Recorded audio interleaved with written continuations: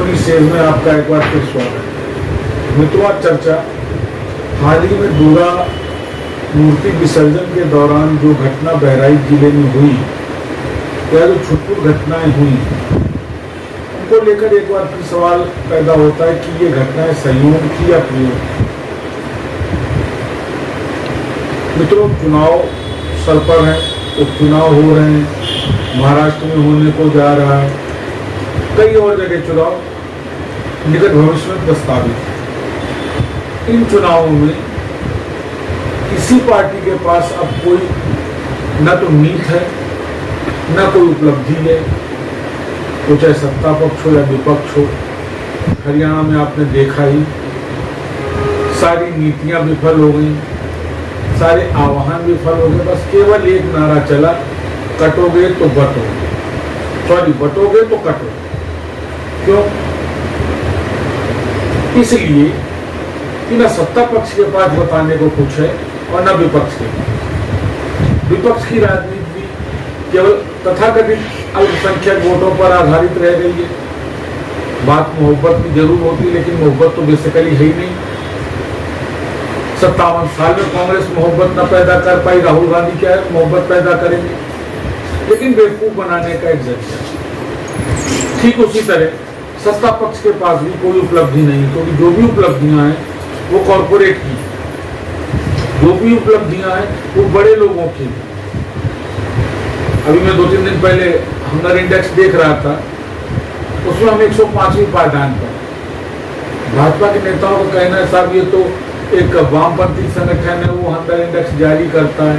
चलिए मान लिया वामपंथी संगठन है, वो हंगर इंडेक्स बनाता है, तो फिर 80 करोड़ किनको भोजन बांटा जा रहा है फ्री में?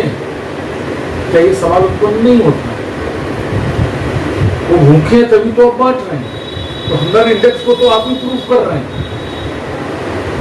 विकास का पैसा वोट बैंक के लिए फ्री में बंट रहा है। मैं पुनः एक बार आपको याद दिलाना चाहूंगा कि अटल जैसा नेता हिंदुस्तान के सदन में कहता था कि फ्री का वितरण जनता को कामचोर और देश को कमजोर बनाता है। लेकिन हमारी वर्तमान सरकार, जो कि अटल जी की पार्टी का प्रतिनिधित्व करती है, उसको समझ में नहीं आ रहा और उसको फ्रीबीज भी नहीं मानती। विपक्ष बांटे तो फ्रीबीज और सत्ता बांटे तो फ्रीबीज नहीं है। ये राइट टू फूड है,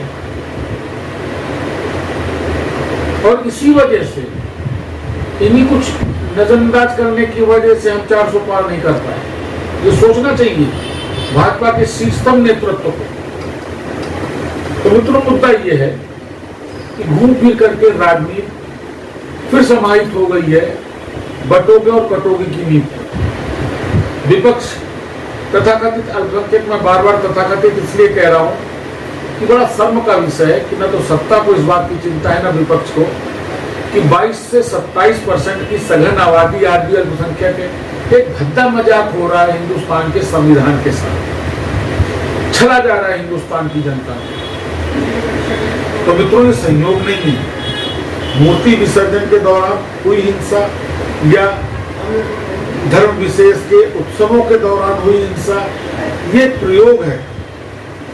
सरकार को समझना चाहिए, जनता को समझना चाहिए और बहिष्कार करना चाहिए ऐसे लोगों का, खास करके उस संविधान में जो कि धर्मनिरपेक्षता की बात करता हूं। हालांकि जब से ये शब्द जोड़ा गया संविधान में, तब से धर्मनिरपेक्षता तो आज तक कहीं नहीं स्थापित हो पाई है। हाँ, धर्मनिरपेक्षता के नाम पे वोट बैंक जरूर बनाया जा रहा है। सोचिए मित्रों, ये प्रयोग कितना घातक है हिंदुस्तान की अक्षुण्णता के लिए, अखंडता के लिए, एकता के लिए और सामाजिक समरसता के लिए। विचार करिएगा मित्रों। पुनः एक बार आपसे मुखातिब होऊंगा। नमस्कार।